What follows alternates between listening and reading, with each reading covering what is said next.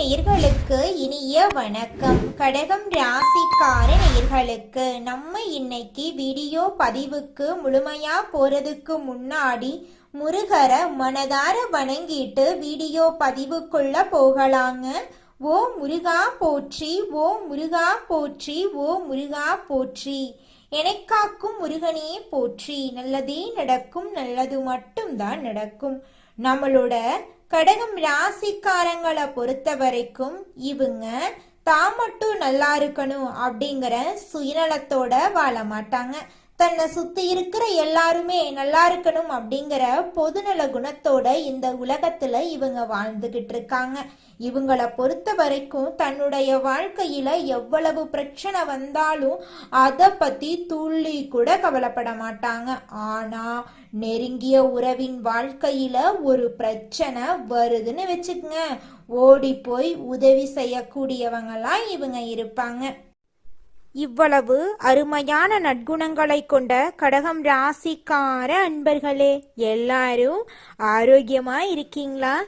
எங்கம்மா நீங்க வர எங்களை பார்த்து இப்படி ஒரு கேள்வி கேட்குறீங்களே? எங்க வாழ்க்கையில இருக்கக்கூடிய பிரச்சனைகளை பார்த்தா ஆரோக்கியமா இருக்கிற மாதிரியா தெரியுது?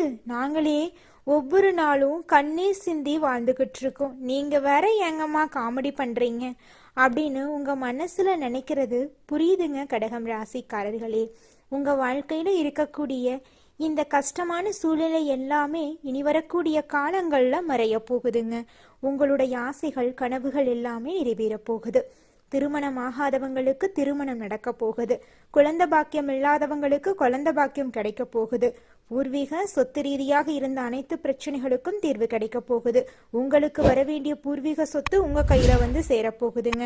இது நாள் வரைக்கும் உங்களை வேண்டான்னு உதறி தள்ளிட்டு போன சொந்த பந்தங்கள் எல்லோருமே இனி வரக்கூடிய காலங்கள்ல உங்களை தேடி வரப்போறாங்க.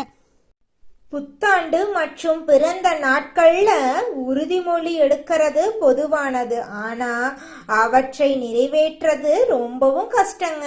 காலத்தின் பால் தலை வணங்குறேன் என்று சொல்வது அரசியல்வாதிகள் தேர்தல்ல தோல்வியடைந்த பிறகு கூறுவதுங்க. 2026ஆம் ஆண்டுல யாரும் நான் மாறேன் அப்படின்னு உறுதிமொழி எடுக்க வேண்டாம். ஏன்னா மனிதர்களுக்கும் உறுதிமொழிக்கும் ஒரு காம்போவே வராது.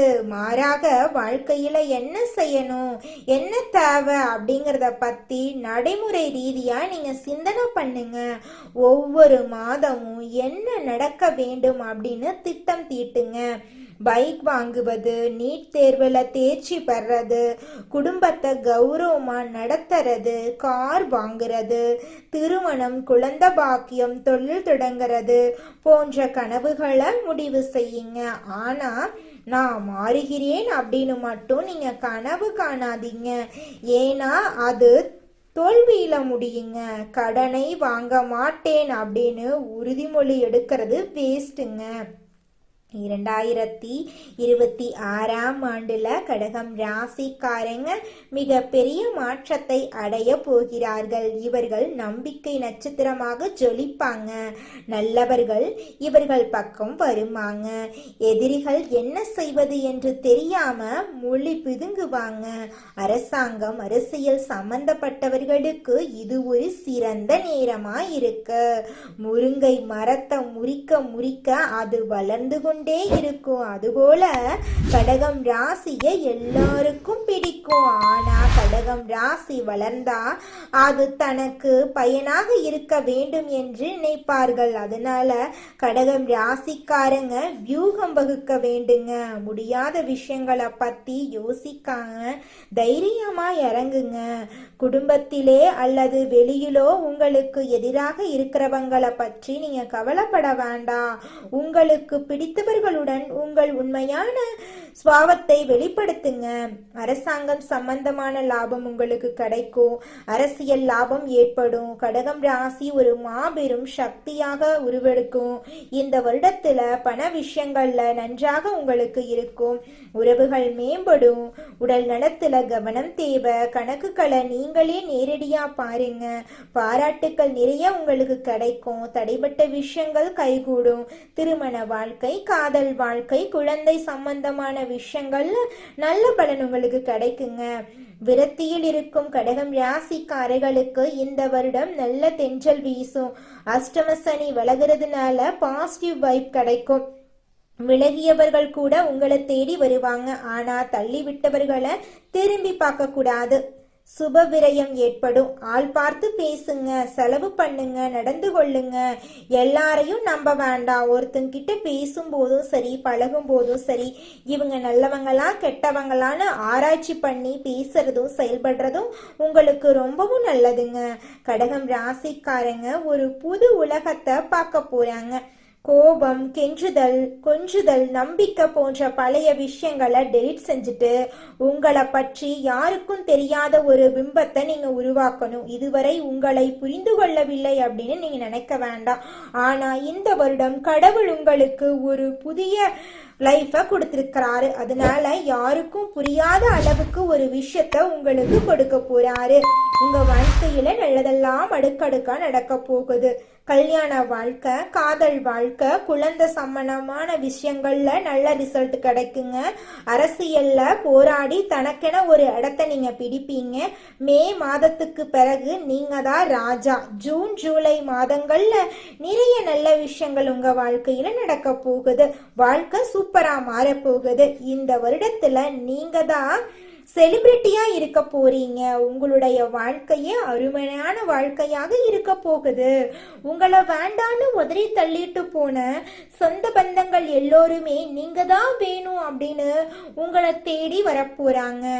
உங்களுடைய உறவுகள் உங்களை மதிக்க போறாங்க.